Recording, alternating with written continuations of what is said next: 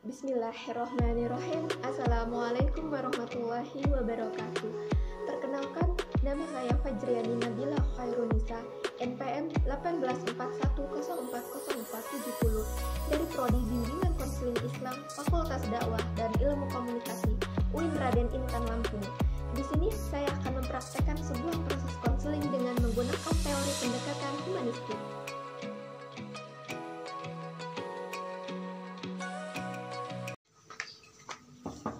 Assalamualaikum. Waalaikumsalam. Oh, ayo Mbak, silakan masuk, mari. Iya, terima kasih Bu. Iya, sama-sama. Ayo, silakan duduk. Oh, ini Mbak yang semalam nge-DM saya itu ya? Iya Bu. Oh, kan semalam kan Mbak tuh nge-DM ya sama saya. Katanya Mbak tuh pengen bertemu dengan saya, terus ada yang mau diceritakan gitu lah ya. Kalau boleh tahu Mbaknya asalnya ini dari mana? Kalau saya dari Natar Bu aslinya. Oh, dari Natal.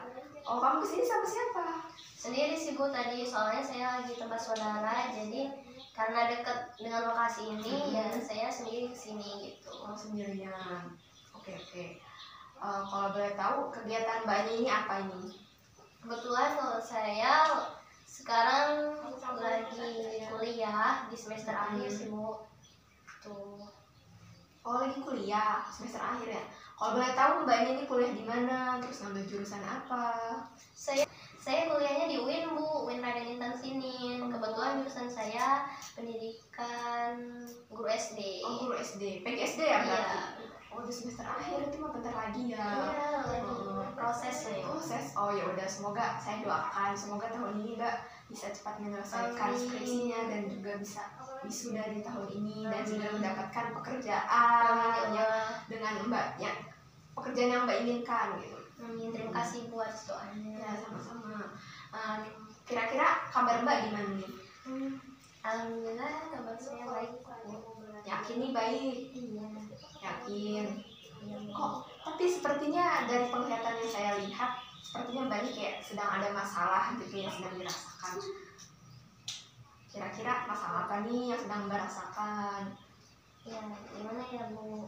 Gini ya betul. Iya, benar sih Bu, lagi ada masalah. Oh ya, sebelum sesi konseling kita mulai, sebelumnya kita menentukan waktu pertemuan dulu ya. Kira-kira Mbak mau menggunakan waktu di sesi konseling pertama ini mau berapa lama? 1 jam, 30 menit, atau 40 menit? Bagaimana kalau kita 30 menit? Yakin 30 menit saja? Iya Bu. Oke, ya udah, Ibu sepakat dengan waktu yang Mbak tentukan yaitu 30 menit ya. Karena kan kita juga baru pertama kali gitu. Jadi nanti kalau di hari selanjut dan pertemuan lainnya kita kan masih bisa gitu. Oke ya, kita fix nih, kita udah menggunakan waktu selama 30 menit. Oh ya, jadi sebelum sesi konseling kita mulai, jadi di dalam konseling ini ada beberapa asas, yaitu salah satunya yang pertama ada asas kerahasiaan. Asas kerahasiaan itu, jadi di sini saya siap gitu memegang rahasia yang sudah Mbak ceritakan kepada saya kayak gitu. Jadi yang benar-benar tahu masalah ini cuma kita berdua kayak gitu. Nah, selanjutnya ada asas keterbukaan. Jadi di dalam asas keterbukaan ini Mbak harus benar-benar terbuka dengan masalah yang Mbak ceritakan kepada saya. Jadi masalah yang Mbak ceritakan kepada saya itu nggak boleh setengah-setengah. Jadi harus benar-benar semua diceritakan, karena biar apa ya, biar masalahnya itu cepat selesai. Sayanya nyelesainnya dengan cepat, terus juga masalah Mbak juga bisa selesaikan dengan cepat. Jadi kan sama-sama enak gitu.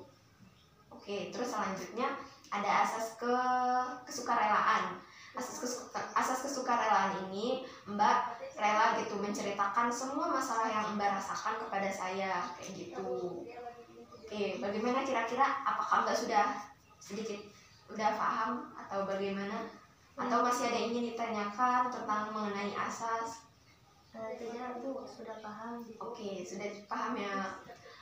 Oke, jadi kan tadi saya sudah menyebuti beberapa asas ya. Jadi di sini Mbak Kuntari nggak boleh tegang lagi, nggak boleh ngerasa masalah ini nggak nggak bisa diselesaikan. Pokoknya di sini Mbak Kuntari tetap relax, pokoknya cerita aja semuanya dengan santai kepada saya. Sekarang silakan Mbak Kuntari bercerita kepada saya. Jadi sebenarnya gini Bu, saya kan udah semester akhir nih Bu, otomatis setelah sudah kan ya Bu. Iya. Nah, keinginan saya itu setelah sudah ya saya ingin bekerja dulu, ingin meniti karir, ingin merasakan dunia pekerjaan seperti itu Bu. Oh, ya sebenarnya bagus niat kamu, keinginan kamu setelah wisuda untuk melanjutkan apa sih? Untuk mencari kerja, untuk mencari karir. Sebenarnya bagus keinginan kamu. Lalu permasalahan apa nih kok yang membuat kamu kok datang kepada saya ini apa gitu? Sebenarnya udah bagus. Emang ada masalah apa gitu? Jadi kalau yang tadi itu kan keinginan saya, cuma berbeda lagi dengan keinginan orang tua Bu. Oh, ada juga keinginan orang tua. Kalau boleh tahu keinginan orang tua Mbak ini apa? Jadi setelah saya lulus, keinginan orang tua saya itu saya harus langsung menikah gitu. Jadi nggak ada waktu saya buat kerja dulu gitu, merasakan dunia pekerjaan dulu. Tapi setelah lulus saya harus langsung menikah gitu. Oh, keinginan orang tua mah Mbak setelah wisuda suruh langsung menikah gitu ya? Iya. Emang alasan apa kok yang membuat orang tua Mbak itu kekeh gitu menyuruh Mbak setelah wisuda untuk cepat-cepat menikah? Alasannya sih klasik Bu. Alasannya klasik. Iya. Oh, Seperti dia yang katanya orang tua, saya ini sudah tua, sudah cepat-cepat ingin memang cucu segala macam. Memang pada dasarnya sayanya pertama gitu. Jadi ya memang sih mungkin keinginan orang tua ya karena efek usia juga. Tapi saya kan setelah wisuda ingin bekerja, ingin merasakan pekerjaan dulu gitu. Karena udah lama sekolah. Terus masa tahu-tahu setelah lulus langsung nikah gitu. Oh, jadi permasalahan Mbak Kuntari ini kan Mbak Kuntari kan lagi semester akhir gitu, sudah nyusunnya. Ya, Nah, terus tapi keinginan Mbak Kuntari ini setelah wisuda tuh pengen melanjutkan ke apa sih? Ingin langsung melanjutkan ke pekerjaan gitulah. Maksudnya ya apa sih? Mencari karir gitu-gitu kan. Nah, tapi keinginan orang tua Mbak Kuntari itu beda. Dari permasalahan Mbak ini kan Mbak kan udah semester 8, semester akhir ya dikit lagi gitu udah mau wisuda, udah mau selesai. Terus kan apa sih keinginan Mbak itu kan setelah itu kan mau melanjutkan ke pekerjaan gitu. Iya, Bu. Maksudnya ya karir Mbak itu kan masih panjang kayak gitu. Terus Mbak juga kan pasti tujuan Mbak melanjutkan itu kan baik gitu, ingin membanggakan kedua orang tua Mbak. Terus Mbak juga kan pasti pengen punya penghasilan sendiri kayak gitu ya kan. Iya Bu. Ya namanya sekarang kan zaman makin ini pengeluaran sebanyak ya, jadi ya pastilah semua orang juga pengen gitu, ingin usaha dulu, kerja keras, mengumpulkan tabungan dan hal yang lain sebagainya. Tapi di sisi lain keinginan orang tua Mbak tuh beda. Keinginan orang tua Mbak itu, orang tua Mbak kan ingin Mbak tuh cepat-cepat menikah karena tujuannya supaya apa sih, orang tua Mbak tuh udah tua terus tuh ingin cepat-cepat menimang cucu kayak gitu kayak Mbak. Sebenarnya ya permasalahannya sulit sih sebenarnya, tapi Mbak yakin aja gitu, semua masalah yang Mbak hadapin pasti ada jalannya gitu. Tapi sebelumnya Mbak tuh udah pernah bilang belum ke orang tua kalau misalkan Mbak tuh ini setelah wisuda tuh ini loh Bu, Pak, saya tuh ingin melanjutkan pekerjaan dulu, ini mencari karir ini kayak gini, udah pernah bilang belum? Sudah Bu, sudah pernah bilang sama mereka. Ya, tetapi mereka tetap ingin dengan keinginannya itu, teguh pendirian lah Bu. Emang Mbak punya adik berapa? Kebetulan saya 2 bersaudara, jadi saya punya adik 1. Oh, udah bersaudara? Oh, dikit ya, cuma 2. Oh, oke. Apa sih? Emang permasalahannya sulit sih, yang posisinya sedang Mbak rasakan. Karena apa? Karena di sisi lain Mbak tuh kan anak pertama pasti keinginannya tuh apa ya, kayak apa sih, memperbaiki perekonomian. Contohnya itu setelah wisuda Mbak pengen menyelesaikan ke apa sih, Mbak tuh ingin melanjutkan ke pekerjaan kayak gitu kan, ya tujuannya baik itu bagian kedua orang tua, terus supaya bisa apa membiayai pendidikan adik Mbak juga. Tapi ya di sisi lainnya itu keinginan orang tua ingin Mbak cepat-cepat menikah. Terus yang mau saya tanyakan, sebelumnya Mbak udah pernah bilang belum ke orang tua kayak Pak Bu, aku ini pengen ini dulu melanjutkan seperti ini karena aku tuh pengen menghibur orang tua, pengen ini kalau menikah nanti itu semua ada waktunya Bu, apa gimana, sebelum udah pernah bilang belum?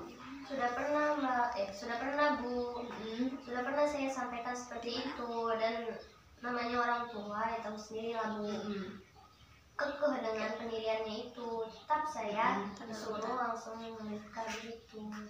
Oh, udah pernah bilang. Itu Mbak bilang ke orang tuanya baru apa sih bilangnya dengan cara bagaimana? Ya seperti itulah Bu, namanya apa ya, keinginan kita lagi senang-senangnya, cuman ditentang ya. Itu waktu itu pernah kebawa emosi sih Bu. Jadi pernah habis ngomong kayak gitu langsung kayak nggak teguran beberapa hari gitu. Oh, jadi sebelumnya sudah pernah berbicara kepada orang tua, tapi cara Mbak menyampaikannya dengan cara yang ya seperti yang tadi Mbak bilang, kayak emosi, terus sampai Mbak bilang juga sampai tidak tegur-teguran. Nah, kira-kira perasaan apa sih setelah? Nah, kira-kira bagaimana perasaan Mbak setelah menyampaikan itu semua kepada orang tua Mbak? Perasaan saya lega ya Bu. Tapi ya karena tidak ditanggapi, bahkan sampai istilahnya bermusuhan dan tidak teguran sampai beberapa hari, ya saya merasa menyesal juga sih Bu.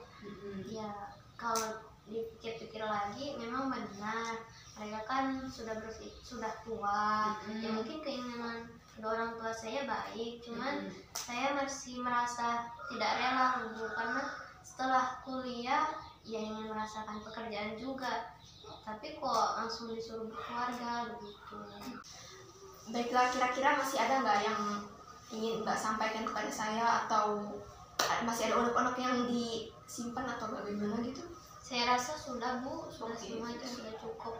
Sudah cukup ya. Dan kebenaran juga nih waktu pertemuan kita sudah pas, sudah 30 menit. Oke.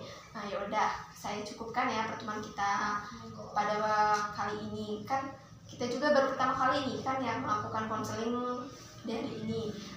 Apa sih untuk hari selanjutnya atau 2 hari ke depan atau bagaimana kita bisa bertemu lagi?